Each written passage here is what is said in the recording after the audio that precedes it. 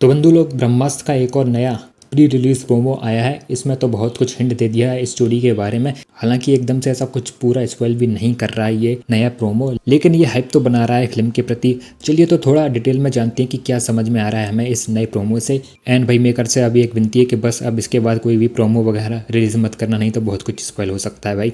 तो इस नए प्रोमो को देखकर ये जो अस्त्रों का कंसेप्ट है वो क्लियर हो रहा है। टोटल 9 अस्त्र हमें इसमें देखने को मिलेंगे ब्रह्मास्त्र सहित, जो कि हैं अग्नि अस्त्र, जल अस्त्र, वायु अस्त्र, प्रभा अस्त्र, नंदी अस्त्र, गज अस्त्र, वानर अस्त्र एंड नागधनुष, जिसमें कि ब्रह्मास्त्र सबसे ताकतवर होगा, ये तो हमें पता ही है।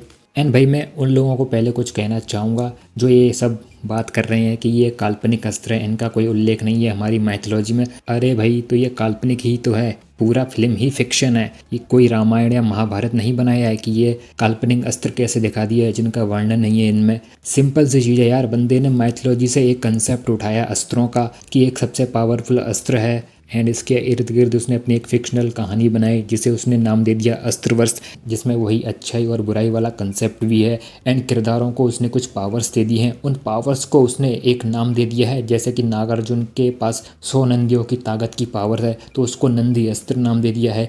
किसी के पास वायु यानी कि हवा को मैनिपुलेट करने की पावर है तो उसको वायु अस्त्र नाम दे दिया है। इसी तरह वानर अस्त्र भी है, एंड वो नागधनु जिसमें कि एक नाग की तरह तीर छूटता है। तो एक तरह से इसने एक पावर्स को नाम दे दिया है अस्त्रों का। बहुत ही सिंपल सा कंसेप्ट है यार, जो कि कुछ लोग जानबूझकर समझने की कोशिश भी नहीं कर रहे हैं और एक ज़बरदस्ती का हेट फैला रहे हैं इस फिल्म के प्रति।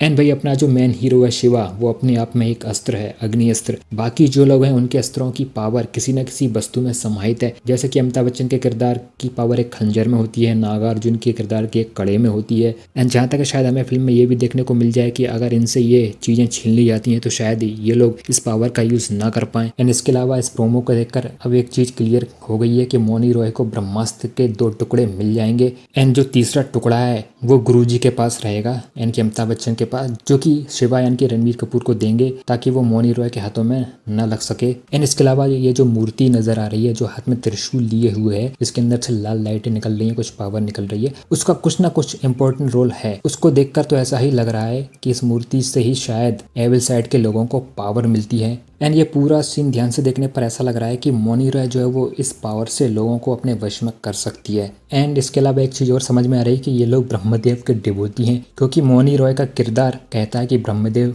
शक्ति दो ताकि मैं ब्रह्मास्त्र को पा सकूं। इससे मेरी ये थ्योरी निकल कर ये आ रही है कि ये वरदान वाला जो कंसेप्ट है ना, उसका भी शायद इस फिल्म में इस्तेमाल किया गया है, जहाँ ब्रह्मदेव ने इनको इनकी भक्ति से प्रसन्न होकर कोई ना कोई वरदान दिया हो या वो मूर्ति ही उनके वरदान का फल हो। तो जैसा कि हमारी माइथोलॉजी में भी वर्णित है कि असुरों ने त्रिदेवों ब्रह्मा विष्णु और महेश इनको प्रसन्न करके ही अपनी शक्तियां प्राप्त की हैं ज़्यादातर, ऐसे कई उदाहरण हैं हमारी माइथोलॉजी में। तो मुझे लग रहा है शायद इस कंसेप्ट का भी इस्तेमाल हमें इस फिल्म में देखने को मिल सकता है। बाकी इसके अलावा एक किरदार और है जिसकी मिस्ट्री भी बनी हुई है, ये जो लास्ट में आता है जिसके हाथ में त्रिशूल है और वो एक शक्ति आके उसके बाजू में समाती है, तो इसको लेकर इन्होंने अभी एक सस्पेंस बना के रखा है। इस किरदार को लेकर 2 ही चांसेस है, या तो ये रणवीर कपूर का ही किरदार है या फिर ये कोई सुपीरियर विलन है जो कि शायद हमें इस फिल्म के नेक्स्ट पार्ट में देखने को मिले। जहाँ तक मुझे ऐसा लग रहा है कि मौनी रॉय जो है वो मेन विलन नहीं है, उससे भी सुपीरियर कोई विलन है जिसका सेटअप हमें शायद इस फर्स्ट पार्ट में देखने को मिल जाए, और मेरे हिसाब से यही होना ही चाहिए। अगर आप एक पूरी ट्रायोलॉजी बना रहे हो तो उसमें एक तगड़ा विलन तो होना ही चाहिए, तभी मजा आएगा। एंड इसके अलावा इस